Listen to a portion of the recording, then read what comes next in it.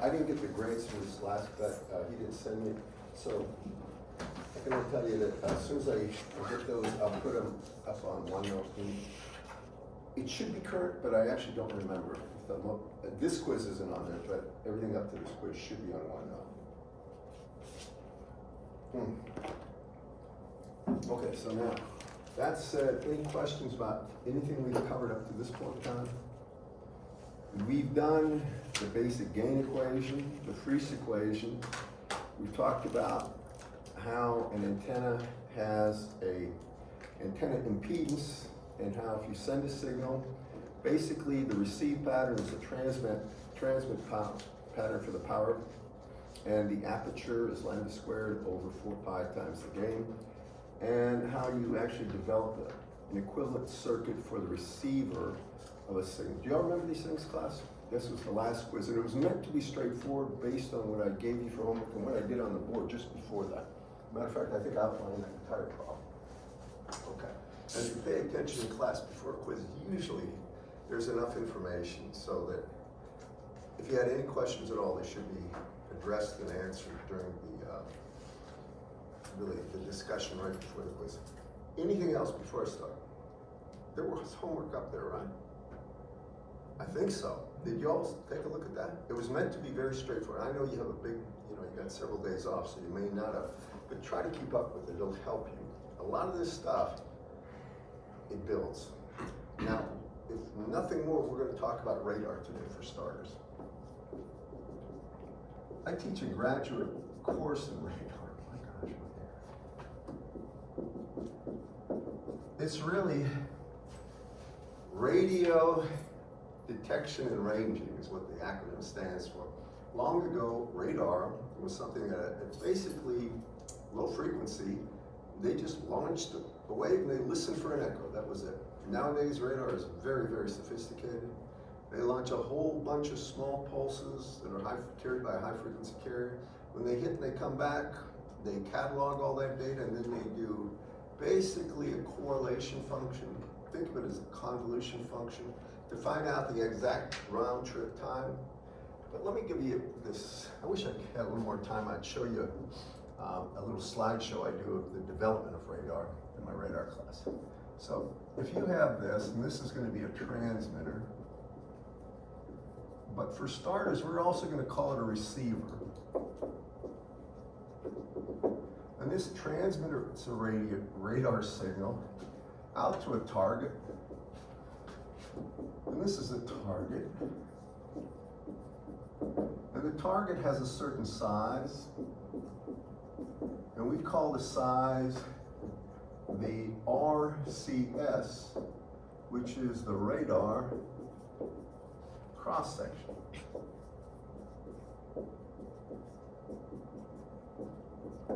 That RCS is usually, the symbol is this. Now I didn't pick this symbol, but that's what's used. It's sigma, the same thing for conductivity.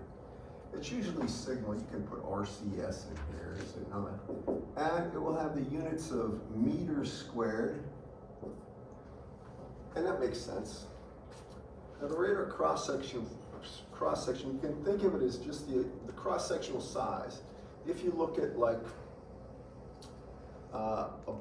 say you have a sphere with a radius of 1 meter, then the cross-sectional area of that would be pi times 1 squared. You all follow me? That would be the not the surface area, but the cross-sectional area. That's basically the radar cross-section for most objects if there are a large number of wavelengths. In other words, it's not like one wavelength is much greater than the actual size of the object. Then you get into a different approximation. So anyway, this radar signal comes out, it hits and it comes back, and assume the target is going to be R away, or the range R in meters. So here's the goal with radar. First, we want to figure out how far away it is. That's the first one. So we're going to assume the velocity in all these cases is going to be the speed of light. Basically, we're assuming we're in, air or something like that. We're not in an environment where the speed of light is much, much less than normal. Y'all with me on this, class? So if I take a look at this, and these are the types of questions that I ask typically on an exam. I will start by asking what the, maybe I'll put these in blue or purple, it doesn't matter. Let's see if this works. So what I usually ask for starters, make sure everybody knows what they're doing, is I want the P average here, the power average right there, incident on that radar. And let's assume the antenna has a gain G. Remember that gain is a function of angle. Y'all with me, class, on this one? So if we ask for the average power density on the target, that'll give you a little bit more information. Let's say this thing transmits a total power, PT, so that's how much power is transmitted. You can call that P rad too, because the book may actually talk about a total radiated power. Just bear with me on this one. So if I want to know the average power density right there, incident on that target, how do you get it? And what do you start with? You take total power transmitted, I'm going to use power transmitted, and you divide it by 4 pi r squared, right? So that would be the isotropic power density. I say this over and over just to make sure it's clear. With me, class? Then what would we have to do? Multiply it by? Gain. Right, now, we have the total power density, or the power density incident on the target. Now the next part is similar to freeze, but now we have to multiply it by the radar cross-section. It is the effective area of that thing, but it's the radar cross-section to make a change in the wording, because that tells us how much power is going to be re-reflected from that. You with me on this? So just take a look at this, and I'll call it P scattered, because this is going to be scattered power. Well, P scattered is going to be P av right there times the radar cross section. I'm just put sigma. If you look at that P average, the units, and I put this down, but they're in watts per meter squared. The radar cross section is in meters squared, so you get this in watts. And I'll just call this PSA or SCAT, P scattered, and the units will be watts. Make sense to everybody? Now this is important. So think of it this, we have sort of a flashlight, we illuminate something that's got a mirror-like behavior, and it re-reflects all that power. But that power is going to fall off as 1 over r squared. There's no focusing ability other than what we lump into the radar cross-section size. And there can be some way of adjusting the size of the radar cross-section based on the angle that the scattering is going to come from. So now I take a look at this. This is going to be the average power, but it's going to be at the radar, re-reflected. It's basically the power re-reflected. I want you to just see this. We've got the total power that's going to be rescattered. Now we have to divide that by 1 over 4 pi. We have to divide it by 4 pi r squared. That's the power back at the radar. Does it make sense to everybody? All this is going to be rescattered. It's like the moon reflecting light off the sun. And so the average power density back at the radar, or incident on the radar, is going to be this, P scattered,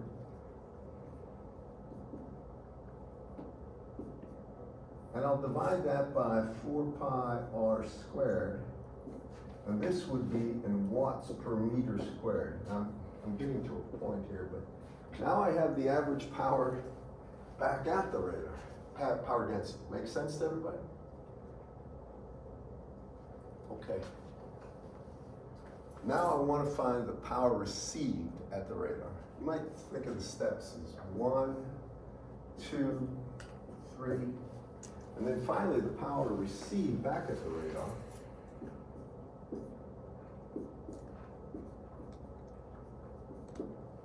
And this is at radar.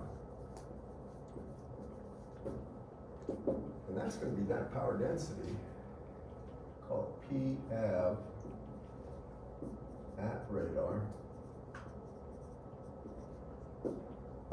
Then it's going to be times the electrical size of that antenna, which is called the aperture. And I think everybody remembers it. Do y'all remember that in terms of game class? What would that be? Lambda squared over 4 pi times the gain, and this is, we're going to assume that this is called an isotropic radar.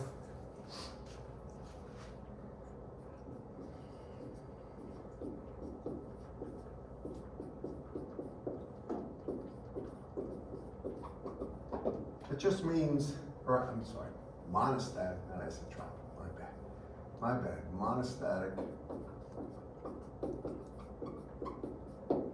radar. What it means is the same antennas used to transmit and receive information. This is like a police radar or any kind of low-cost radar. It's not going to have 2 antennas. There are some that do, and we built them in the radar class where we have 2 separate antennas, one for transmit, one for receiver, back at the actual transmitting radar. It's a monostatic, but in this case, they're going to be the same antenna. Transmits, then it's switch pops, and it listens. Then it transmits, switch pops, it listens. Goes back and forth. So this is the P received. Now, what we want is something that's effectively akin to the Friese equation. We want the ratio of power received to power transmitted. I'm going to show you how this gets into one big equation. Are you ready? All right.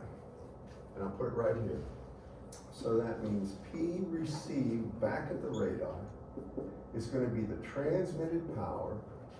Then it's going to be gain of transmitter times gain of receiver. For a monostatic, they're going to be the same, but I'm going to do it this way. I'll put GT for transmitter, GR for receiver. Then it's going to be times lambda squared. That's the wavelength squared from this equation right here. Basically, I'm taking everything and just taking that, sticking it there, taking that, sticking it there, and at the end of the day, this is what you get. And then the next thing I'm going to do is I have to multiply this by the radar cross-section, sigma, and divide the whole thing, and over here, you're going to get 4 pi cubed, and then you're going to get r to the 4th. And that is P received in terms of P transmit. Make sense to everybody? I can walk you through this verbally, but I think you'll be able to see it. Think about this. We take P transmit, we divide it by 4 pi r squared, right?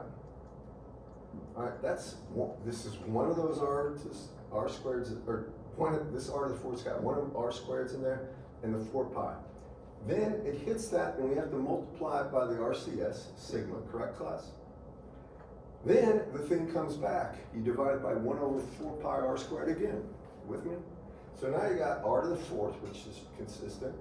Another r squared. Another 4 pi. I still need to get another one. So that power density hits that thing, and I have to get the electrical aperture of the transmitter. Theirs comes the lambda squared, right? Times the gain of the receiver, or I should say receiver. Lambda squared receiver gain divided by 4 pi, there's the 4 pi a 3rd time. And finally, obviously times sigma for the rescatter. That's P received in terms of P transmit. Everybody with me on this? Now, if you look at this equation, the key thing to note is the ratio of P received to P transmit falls off as r to the 4th. That's super fast. What it means is, in order for a radar to be effective and have any signal strength above noise that's actually measurable, you have to be fairly close.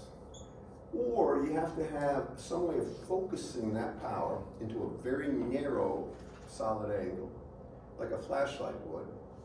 And there's one other thing they do, and I'm not gonna quiz you on this, but what they do is they won't just send one pulse, they'll send a whole bunch of pulses. I didn't get to this yet, but this is a signal. The way this real radar works is something where if you take a very high frequency signal and multiply it by a square wave, that's what happens. I'm going to just show you this. It's not in his book, but you have to appreciate this. When you take a look at a radar, there's something called the baseband signal. This is a low frequency signal akin to like your voice. You know, in AM radio, your voice is basically something that you can just look at, and basically you see a time record of your talking. You all with me on this? Basically the size of the really deviations from zero, and then there's a frequency, how fast it changes and all that. But take your voice, if you want AM transmission, you multiply it by what? A very high frequency carrier. So in general, you get what? Amplitude modulation. What it looks like is you got this super high frequency wave with your voice signature superimposed on it. Do y'all follow me on this, class? Well, with the radar, here's what they have. They have something called a baseband signal.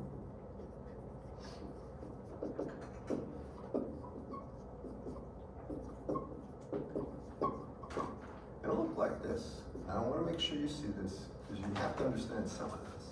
It's not in his book, but you need to see this. So this width right here is called tau.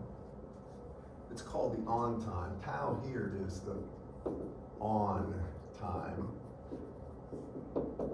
And then it's over a certain period t, and that period t is really called a pulse repetition interval. It should make sense to you.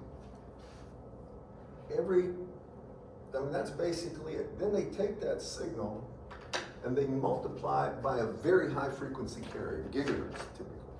This may have a kilohertz variation in frequency.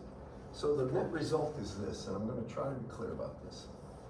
If you look at this signal, have an envelope of the baseband, but here's what happens.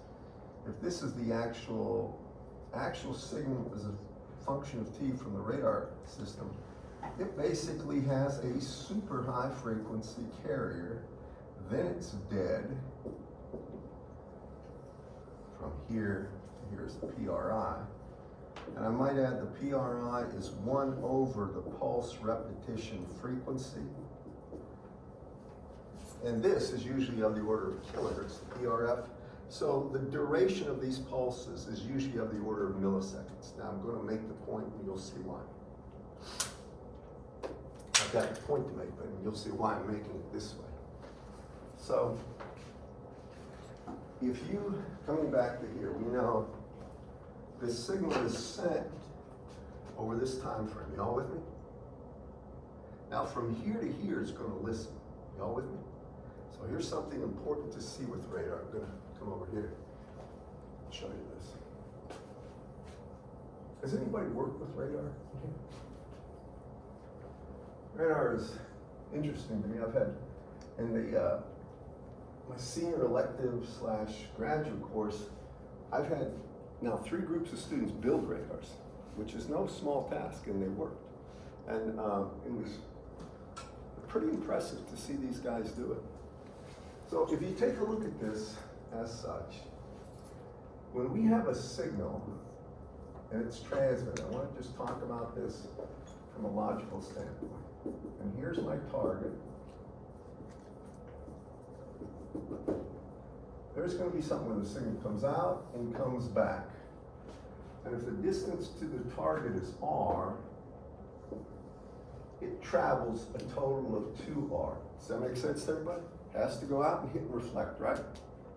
Now it's moving at the speed of light. So I'm going to figure out the time delay now. So if I come over here, I can say that c times some time. I'll just use capital T here, right? Now the distance r, if you look at this, just for a second, I can see the distance r would be equal to c times that time delay divided by 2. Are you with me on this, class?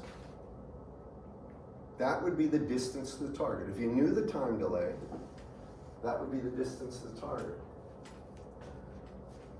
Okay, now I need to show you one fact, and I'm going to do it over here. Well, yeah, I think I can. I'll do it right here. So if you look here for a second, all right, we start sending a pulse right here. And down here, I'm going to show you the return signal. So if we get a return signal, it'll basically be, if we strip off that high frequency carrier, if this is the sent signal from the radar, and this is going to be the received signal,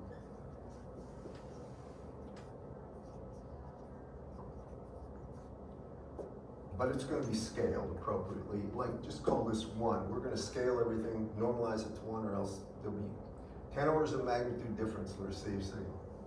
So if I take a look at this, there's going to be a time t that it takes before we start getting any return of information from our sent signal. That time t, and then after that point, what will happen is, if this is done correctly, you get a replica of what you sent, only scaled down, orders and orders of magnitude. Make sense to everybody? How many have actually listened to an echo in your life? From a mountain range or anything, you know, oh, and you listen, oh, comes back, right? There's a time delay. It's your voice. You can actually, if you, I don't know of any place you can do it around here, but I knew back where I was from, there were, where I grew up, there was a school called St. Luke's, and there was a big giant wall. And if you were about, I don't know, a block and a half away, and you yelled your name, hi, I'm me, so you'd hear your voice come back. It's an exact replica, only the amplitude is way less than what you sent. Does everybody understand that?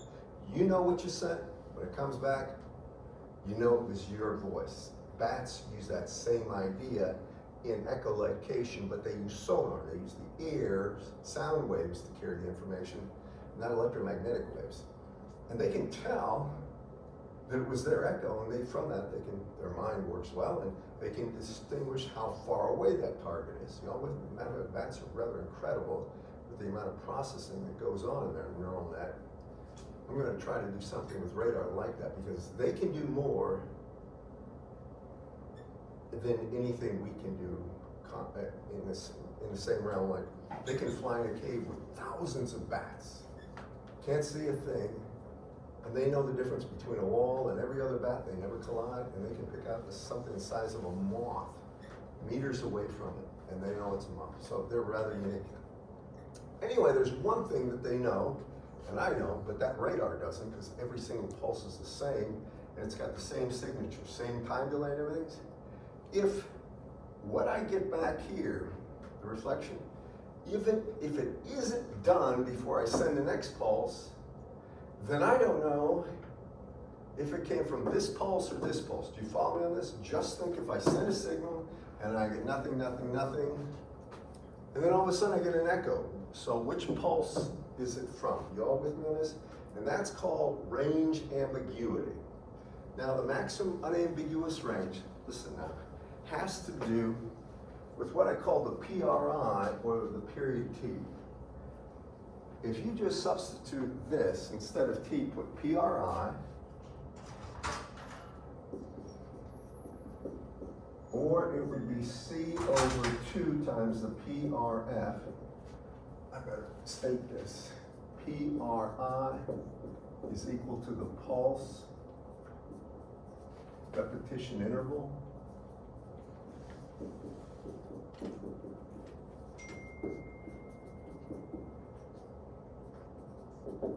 and the PRF is 1 over PRI, and this is the pulse, I'll get out of your way, repetition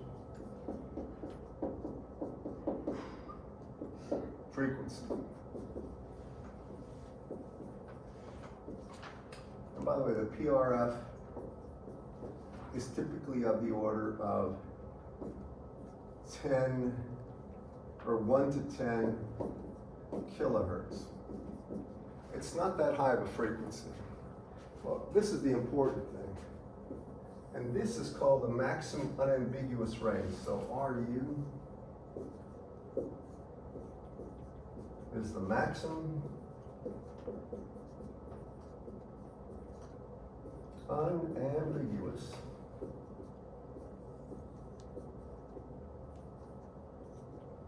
range. Right. That's the maximum unambiguous range. Does this make logical sense to everybody?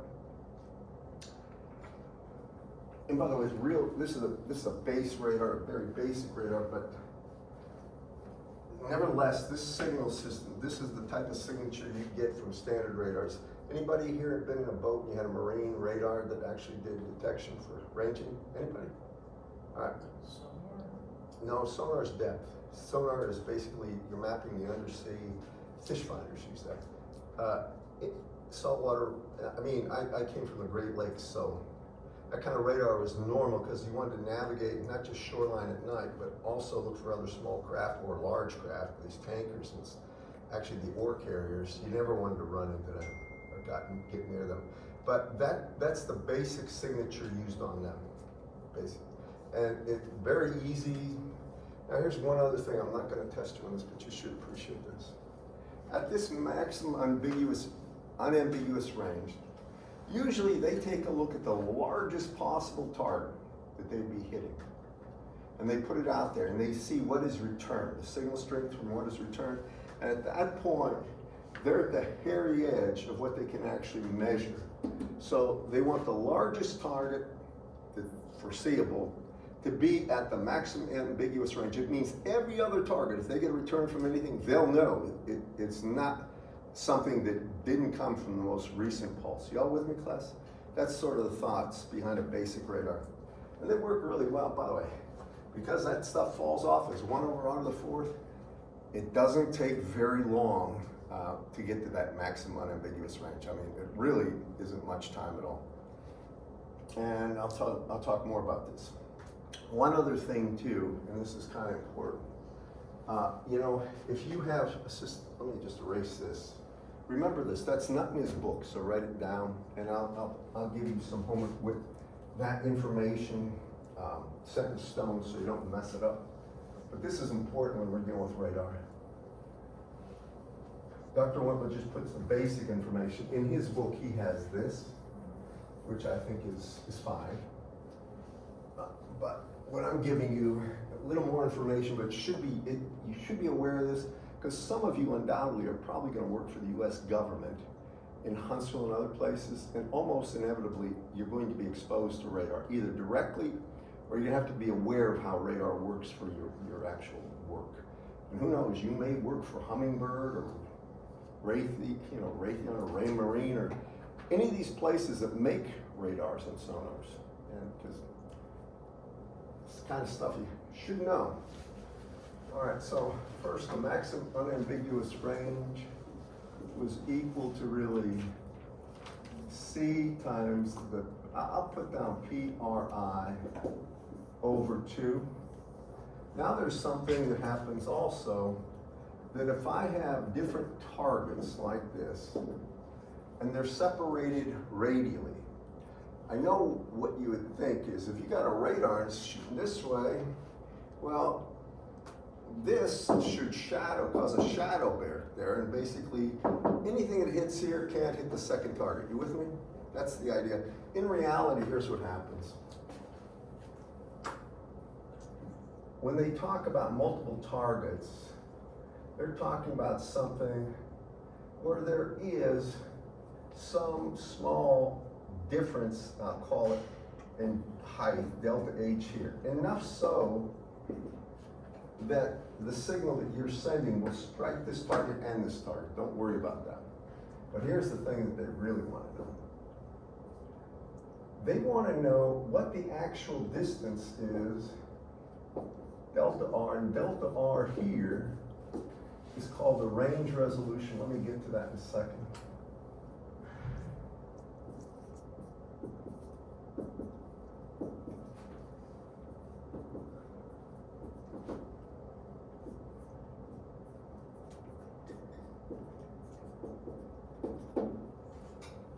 What it is at what distance they can go to and see 2 distinct targets. Below the range resolution, they all look as one. Now, I'm going to try to make sure you understand the reasoning I'm saying this and why it's important. Have you ever seen aircraft flying and they're in a V formation?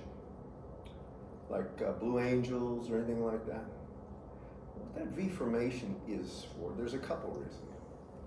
First, it hides the numbers.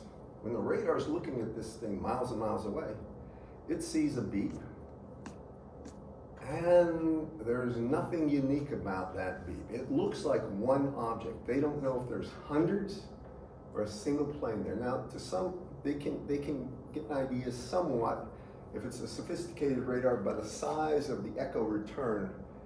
The larger the radar cross-section, the more planes, and they might be able to discern something, but not likely, not at a long range. The only thing they know is there's a blip out there. They don't know if it's 1, 1,000, or anything like that. By the way, in the wars in the Ukraine and what's going on in the Middle East, this is the kind of problem they have. I mean, a lot of times they fire a barrage of missiles or drones, and they might have single drones all over and then a flock of drones all coming in, or missiles, in a very small, with a very small difference in space. And they don't know if it's 1 or 1,000 or 100,000. So when they try to shoot that down, they might get 1 or 2, but a whole lot of them get through. You get the idea of the problem. Basically, they don't know how many are out there. So one way they could tell is if the range resolution is extremely small, and that is something they worry about with radar.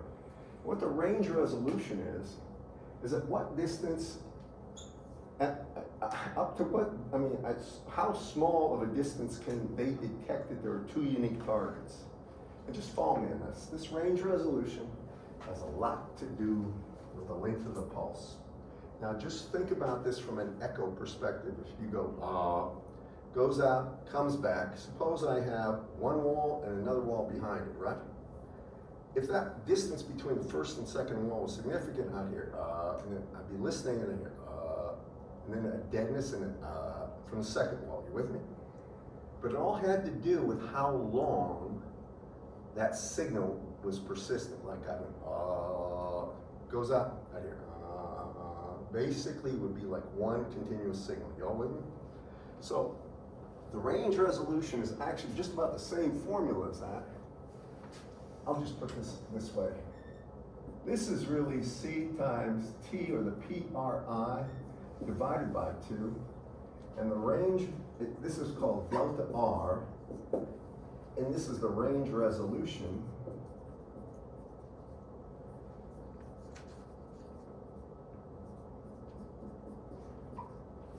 And that's going to be C, but it would be times tau, the on time, over 2. I can prove that to you, but it's again the same point, that if the scattering from this one didn't stop, if you think if it's a with tau, it's going to hit here, call it, say it hits at 0, right? And then tau later, the entire wave is scattered back. Well, at 0, this thing's still coming over here. It hits, comes back, and if that total wavelength or total time, tau, isn't over before this starts scattering from the second one, you can't tell there's 2 targets. Does this make sense to everybody? So that's what this is, the range resolution. And those 2 things dictate a whole lot of information. It tells you a lot about the shortest pulse that you would need to distinguish 2 targets, like a meter apart, 2 meters, 3 meters, you know. And the range resolution tells you how far you can see before you start getting ambiguity. You don't know where the target is. You just know it could be caused by pulse A or B or C, and there'd be multiple places that target could be. Are we good on this, class? Just trying to give you the basics.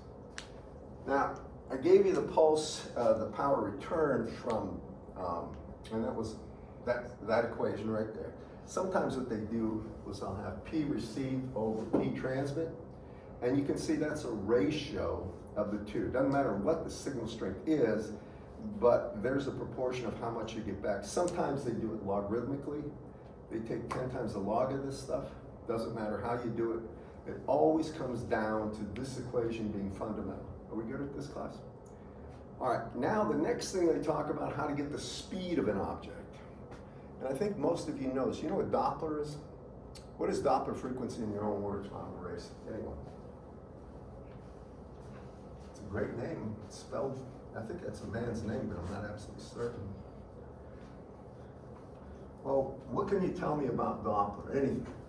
Isn't it that the wavelength will shorten or compress by relation to where you are? Or How about where the you're- speed of the actual vehicle? Let me give you the best example. Anybody been to an automobile race? Or hear drag races on the street or something? What do you hear? They're coming at it, they pass it. Y'all know what I'm talking about? That's Doppler. Here's what happens. As it's approaching you, there's more and more engine revolutions per second because the thing's moving right at you. As it passes you, there's, I shouldn't say per second, per meter travel. And as it passes you, there's less, so a lower frequency. Now here's exactly why that happens. In electromagnetics, actually I'm not going to get into the relativistic portion of this. I'm just going to give you the very basic thing. I'm going to do it in a more fundamental way than probably some would like, but this is good stuff. So this is Doppler. You need to know this. You need to know, I'll just tell you what you need to know. You need to know that equation and how to apply it, and I'll give you problems. You need to know what I'm going to show you here with Doppler. And you should understand and know how to use this and this, and I'll give you plenty of problems where you can make sure you understand. Y'all with me? It's important you do. So now we're going to talk about Doppler frequency or Doppler shift.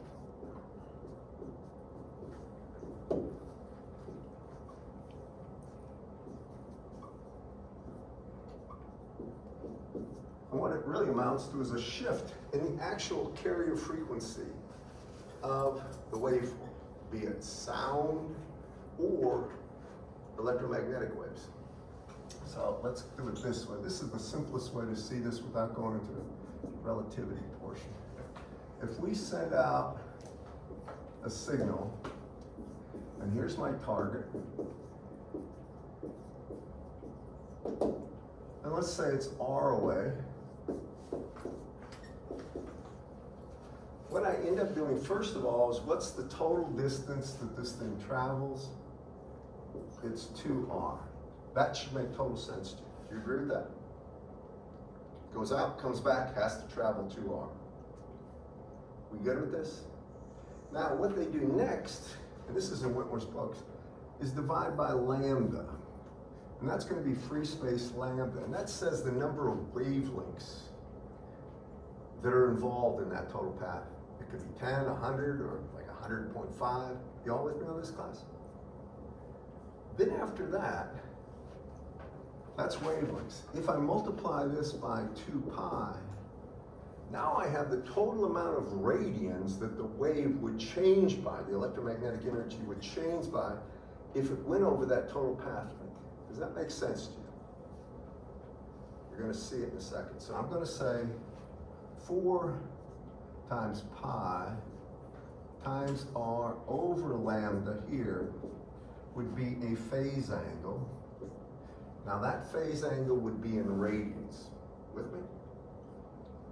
And radians, if you think about this, what I'm going to do with this, I'm going to take a time derivative of both sides. I'm going to do it over here.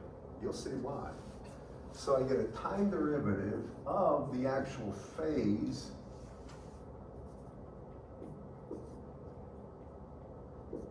and that would be equal to 4 pi over lambda times dr dt. I think some of you will catch on to this. And d omega dt, that's really a phase change. That would be the actual Doppler frequency. Make sense to everybody?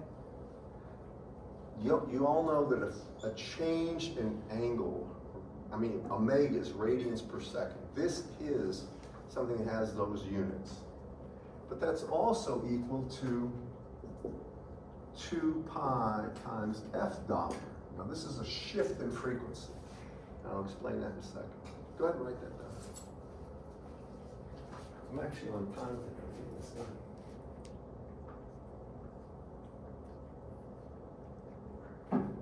All right, now bear with me on this one. So I'm here, right here. I didn't include the relativistic effects of the speed of light, but you don't need to know that right now because everything that you're ever going to see, unless you're dealing with any kind of space environment where you're flying at like over 30,000 miles an hour, I don't think you'd have to deal with any relativistic effects of the Doppler shift. You will if you get higher than, well, I don't know how much higher, but you can have problems. Now, if you look at this, that means the Doppler frequency shift. And you better write down this is a shift in frequency. I'll make sure it's clear right here. This is a Doppler frequency shift.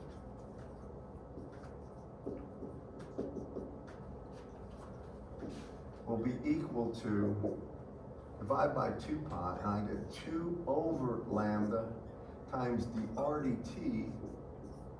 Well, anytime you have the rate of change, dr dt really would be the speed of the target in the direction of the radar, or the component of velocity in the direction of the radar. Follow me? So it's the radial velocity? Has to be radial. Yeah, and what that means, we'll get to that in a second, but I'll call it this. It's going to be 2 over lambda, and it's going to be times VR right here, and VR is a radial velocity.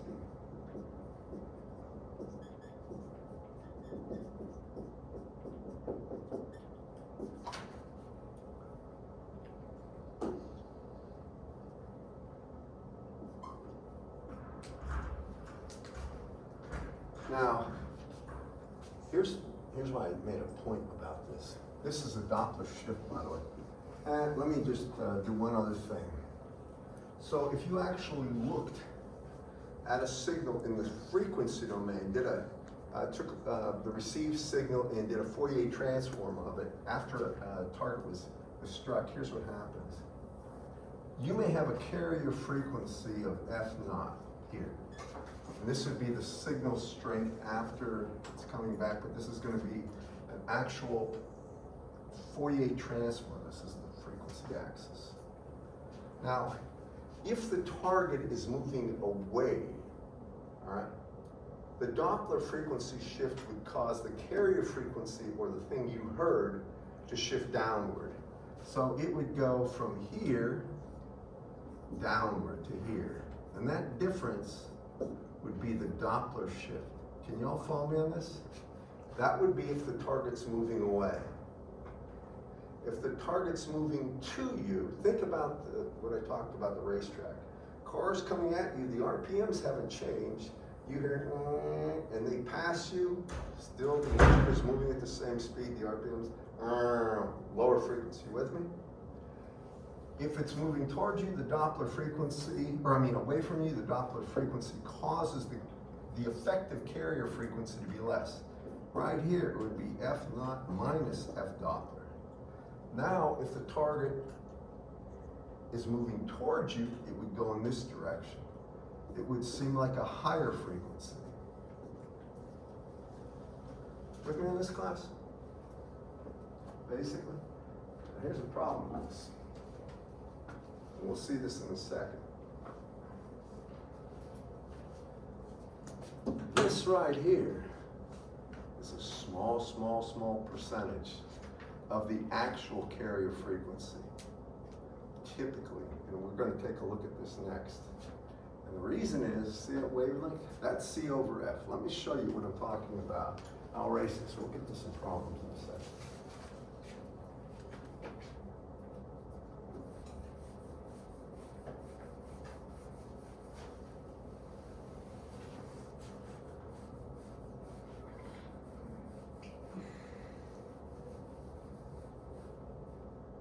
Okay, so here's the shift. F Doppler here is going to be 2 over lambda times VR, or it's equal to 2 over the speed of light, and then it would be F naught, where F naught would be the carrier frequency times VR. Okay, so we have 2 VR over C times F naught. You all with me on this? That would be the actual Doppler frequency shift. Now let's say the target is moving at us. So I'll put down approaching target.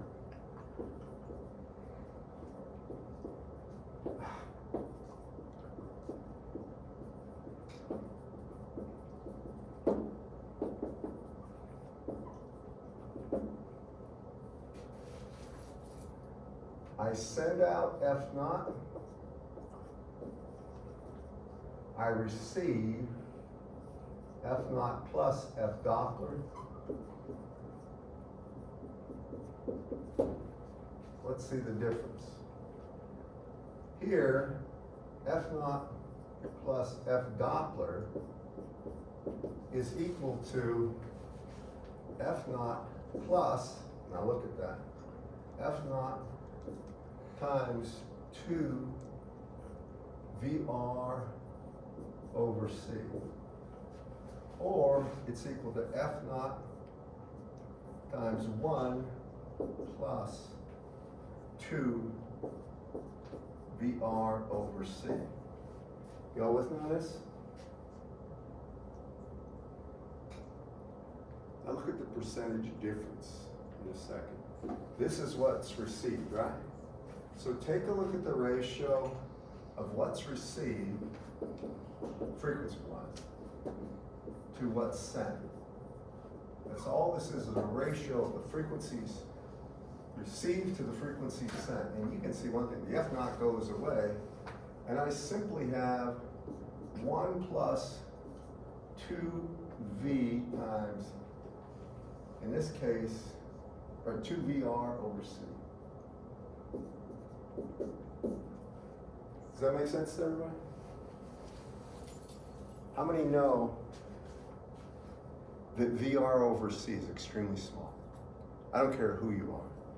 C is 3 times 10 to the 8th meters per second. Think about, I don't know, fastest plane you know of, or objects.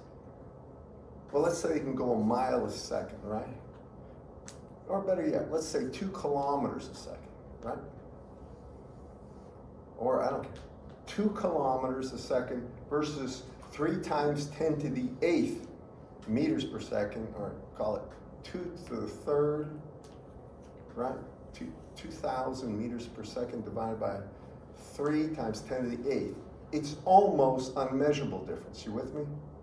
So you can't take a look at a frequency spectrum using a Fourier transform of this stuff in the frequency and see this. You know, you have a carrier frequency, maybe 10 to the or 1 gigahertz, and this thing's going to be 1.001 gigahertz. You can't see the difference. There is no physical way. Just the blur from this would overshadow this. So take a guess how they figure out Doppler frequency. I bet you know. First, they need a very stable local oscillator, something where the frequency F naught does not drift one bit. But how do you think they get it? Think about what you know about like radio receivers. How do we get the baseband signal from with AM or FM? Do you remember? You had a lab, didn't you, on this? What do you always do? If you know that the incoming signal has a component of a cosine omega t or a sine omega t, let me just show you.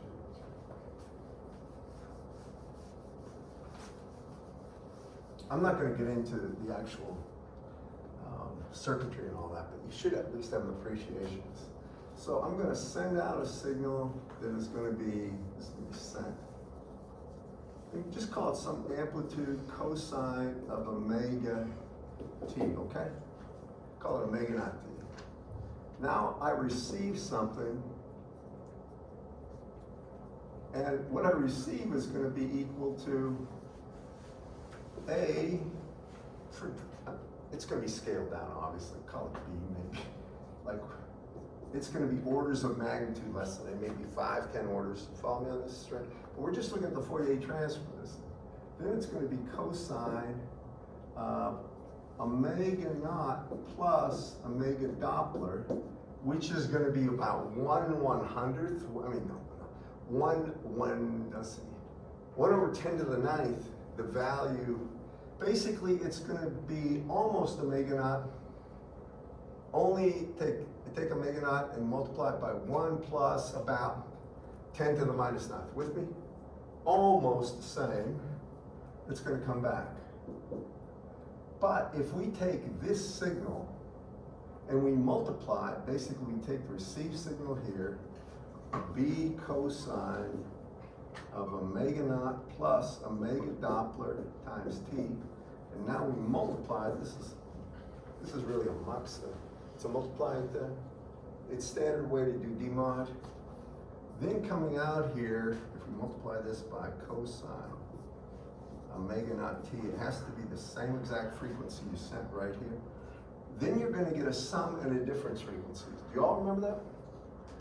You're gonna get something where you're going to get the sum of these two cosines and a difference. And what you actually get is something here where you will get B right here, and it will be cosine, and now it will be just a megadoppler times T. That's extremely low frequency. Y'all with me? If it's done right. When you get that difference frequency, basically you'd have to run it through a low pass filter. I don't want to go through everything.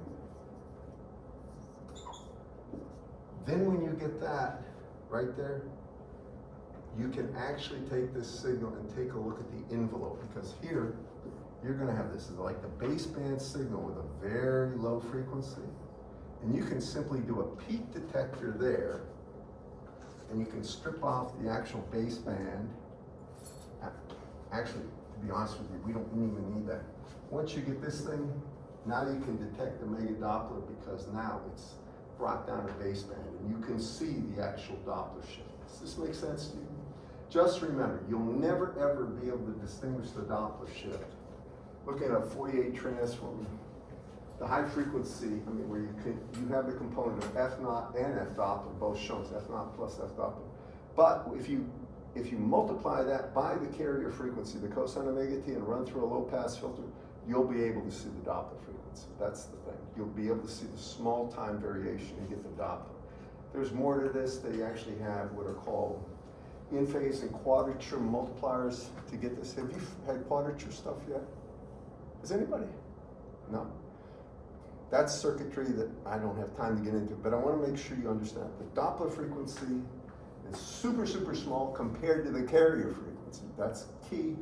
And the only way to get at it is with really having a stable local oscillator, multiplying the received signal by that, and then at the base, basically the low frequency, at the low frequency variation, you'll be able to easily get that because it's detectable then. Anyway, that's Doppler frequency. I think, we'll just make sure, I don't think Whitworth has anything more in there. This is the end, I think, of chapter 8. I might as well tell you the homework for this, and then I do one more thing.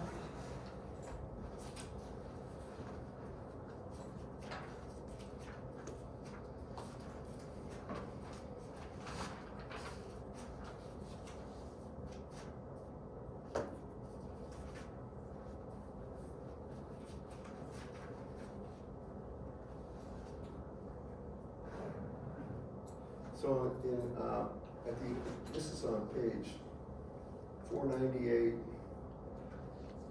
I'm probably going to give you most of these, but I do problems 8.54 through 8.58, and you can do these very readily. As a matter of fact,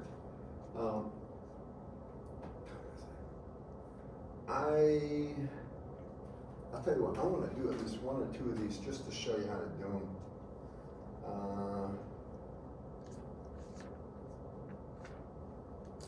How about we do 8.54 as the class? I don't think I'm going to have time to start the actual short dipole, but we can go through that fairly quick when everybody gets back. You know, it's a long break. We don't have class till next Monday, a full week. Now, Nate is in the mini sessions, I think. Is anybody else here in the mini session? You guys are? You have finals coming up? In what class? Operating systems. I have an online final Yeah, mine's online too. In what? in chemistry lab. An online chemistry lab? No, Oh, no, the lab. final exam. The final is online. Okay. The lab's in person. Just imagine you combine these two chemicals. It's close enough. Think of what might happen. What are your feelings? I might die. You're right. Just go watch the entire chemistry lab. Just go watch Breaking Bad. That's chemistry, right? Listen, when I was in high school, I had this lady teacher who didn't know what she was doing. And she's teaching chemistry. So she has this mound of sulfur on the desk saying sulfur. It's yellow. I don't remember what acid she had. She has a beaker of acid. Now she wanted to show a reaction, not an explosion, so she starts pouring this on there. And I mean, I was in the back on the corner, but the whole front row got blasted by this. I don't think that woman taught that class again. Thank God. But I remember that to this day. You know what I'm talking about? You don't want to match sulfur, right? Well, you don't put acid on something that can go off like that. And there's basically when it starts fizzing, it creates heat. And we had an explosion. And it's, oh, I wish I didn't have this. Sometimes. At least I survived. I want to do that one the second minute, not right up. 54. Is it? Huh? 8.54. Is that the second one? And that's Yes. it? Okay, we'll do 854.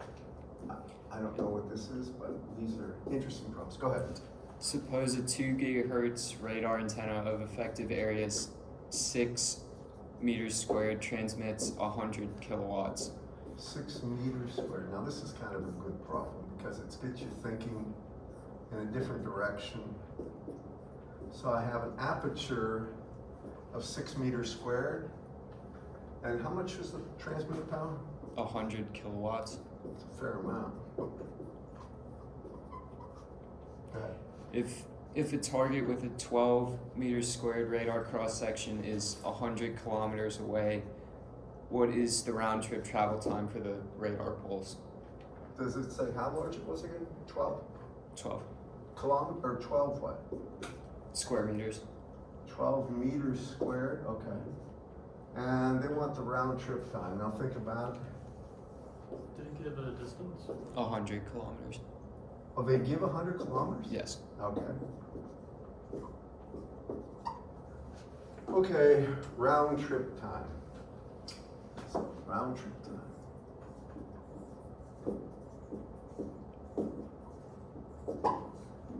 Guys, assume it's an A. How do you get it? What's the total distance traveled? 2 or 2. Okay. What's the speed of the C? So that's what, 2, and it's going to be times 10 to the 5th, because that's 100 kilometers, 10 to the 5th, divided by 3 times 10 to the 8th, and what is that going to be? 2/3 times 10, right there to the minus 3, or 0.6667 milliseconds, I hope. Trust me, you have the answers, but y'all follow me on this class? Now what's the next part of that? What is the received power? Okay, that's a good one. So they want to know what the power is received. But they want the power received, right? Not the power density. Yes. So, power received, when I do these problems, I usually start with the transmit. I've got a total power transmitted, PT, right? And that's, whatever, it's 100 kW. Then I divide that by 4 pi r squared. I'm gonna leave it as just r squared. Right? That's the average power density, or isotropic power density. Then I multiply it by the gain of the transmitter. I take that and then I multiply it by sigma, which is the radar cross section. I'm going through this methodically. This would be the question I'd ask, what's the power density on target? How much total power is scattered? Multiply that by sigma, now you get the total power scattered.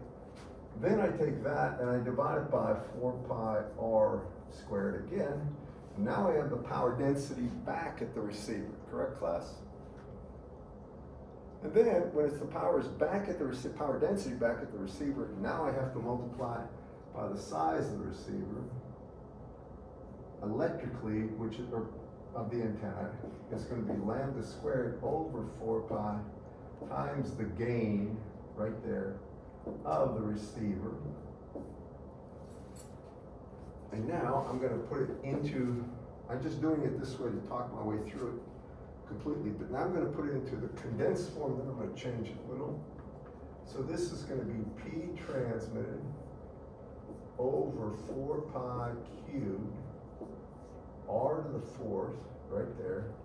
Then there's going to be gain of transmitter, gain of receiver, times lambda squared, and then it's going to be times sigma. For this one, they didn't give us the gain, they gave us the aperture. And we know that aperture is equal to lambda squared over 4 pi times the gain. So I can say the actual gain of the receiver is equal to the gain of the transmitter, because he didn't say otherwise, you have to assume that. And that means it's going to be 4 pi, right there, times the aperture over lambda squared, are going to be either of the gains. Do y'all follow the reasoning on this? This is just basically doing like a little reverse engineering here. Then I come to this thing, and now I can say this one would be P transmitted over 4 pi cubed over r to the 4th. And now gain of the transmitter, gain of the receiver is really going to be 4 pi over lambda squared times the effective aperture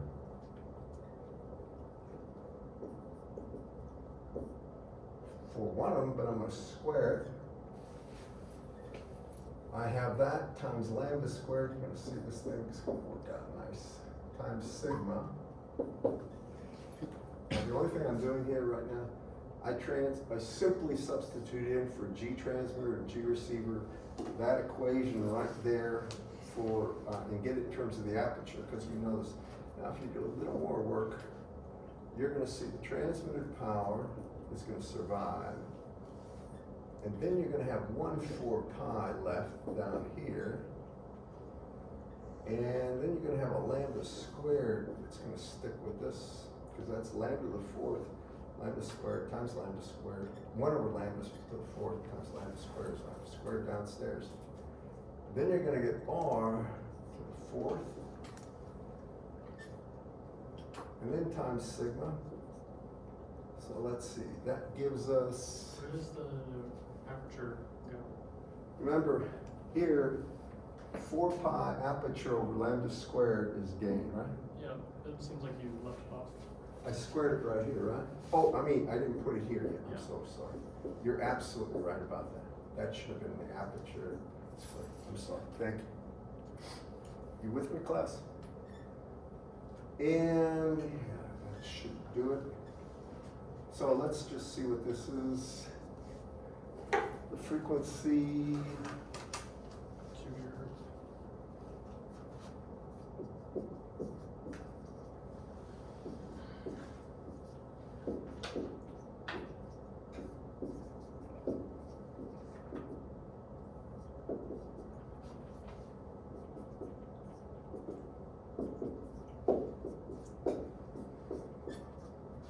so coming over here,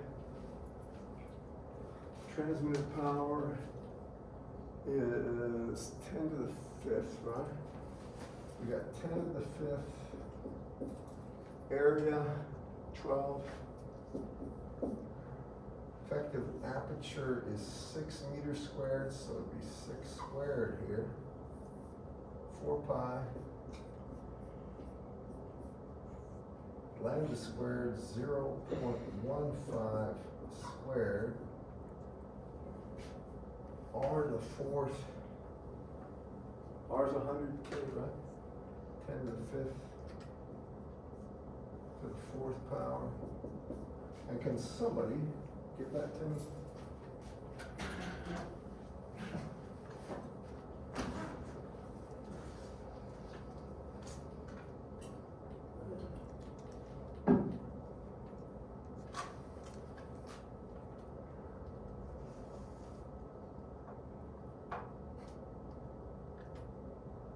Y'all agree with this, Papa?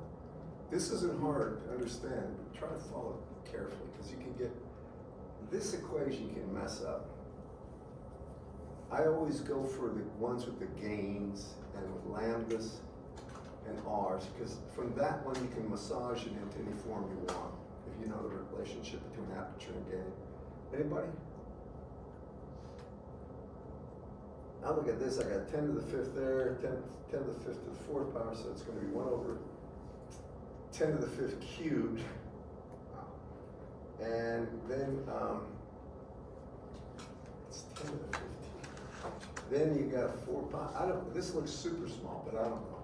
I got 1.53 times 10 to the negative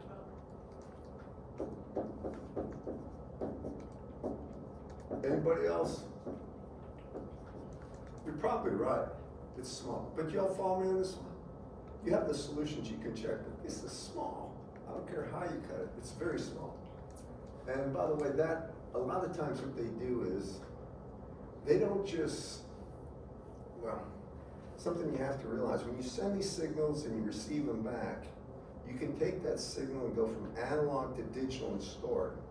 Something you don't know yet, I don't think, but noise, white noise, is not additive.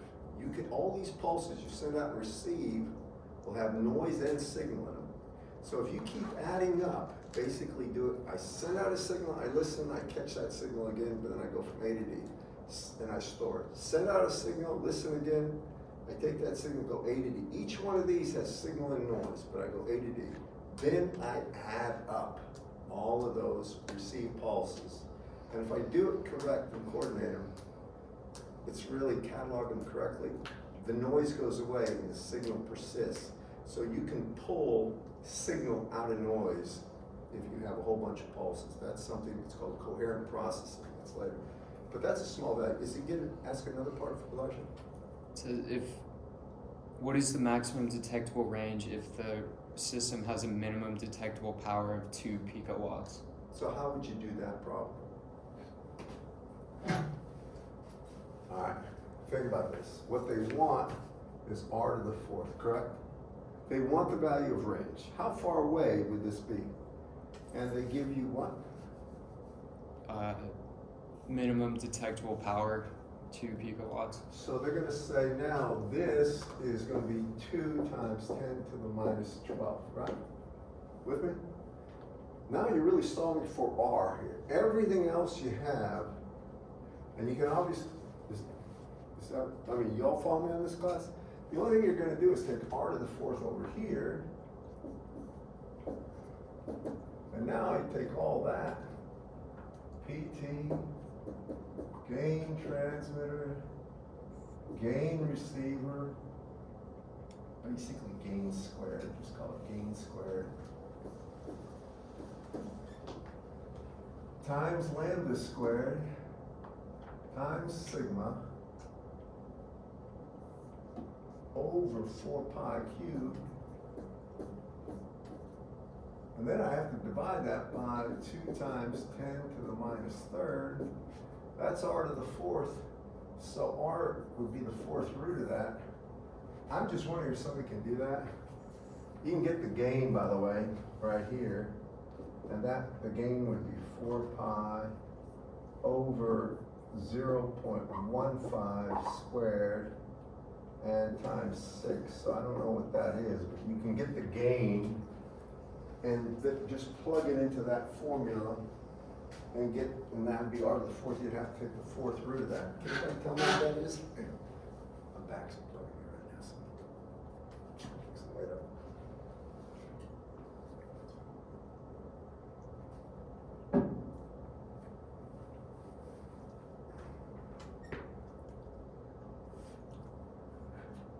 Are you doing that? I'm gonna give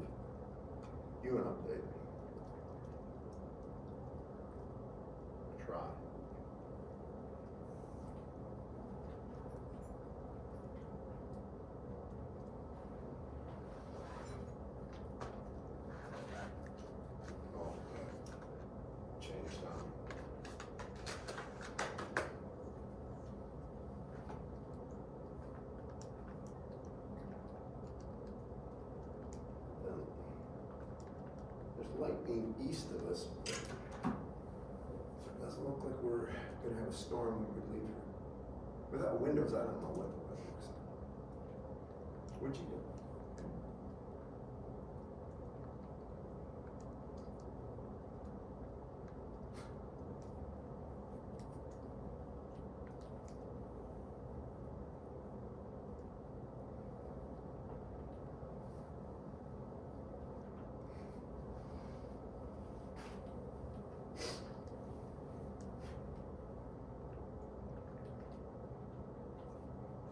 You get anything, Nathan? I got 10 kilometers. 10K? That seems really low. Yeah, but I don't know what the answer is. You have the solutions, but I mean, you get the idea, right? It's just a reverse problem.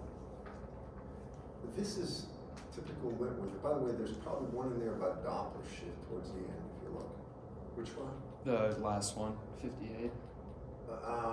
Okay, go ahead. I think I'm about out of time. But just 2.45 gigahertz police radar shoots a vehicle heading directly away from it. It takes 667 nanoseconds to get a return signal shifted in frequency by 584 hertz. Determine the distance to the vehicle at the instant of the measurement, the speed of the vehicle, and the distance traveled by the vehicle in 667 nanoseconds. okay. All right. We know the velocity. First, he says the phase change, right? Or he says some information about a phase change in there. What does he say? He said it shifts in frequency by 584 hertz. So that would be the Doppler shift. If you have the Doppler shift, by the way, Doppler shift, you know, is 2VR over the actual wavelength. What did he say about the carrier frequency, you know? It's 2.45 gigahertz. So if you know the carrier frequency, you know wavelength. Do you agree with that, class? If you know wavelength, you know Doppler shift, you can get the actual velocity, correct? If you have velocity, you know how far the car traveled in that time frame, correct, class? And if you know how far it traveled, you'd ask what the phase change is? The distance to the vehicle at the instant of the measurement. He had to give us the delay time, not He gave 667 nanoseconds. to go round trip. Yes. All right, 667 nanoseconds, right, is 2R. If you take 667 nanoseconds times the speed of light by 2, you get R. Does that make sense? Sorry, I'm not standing up right. I think he can handle that one, to be frank about it. I think he can handle all of them. They're not hard. And I might as well let you go. I'm going to give you some additional problems with maximum unambiguous range and range resolution also, but I'll put them up there on one.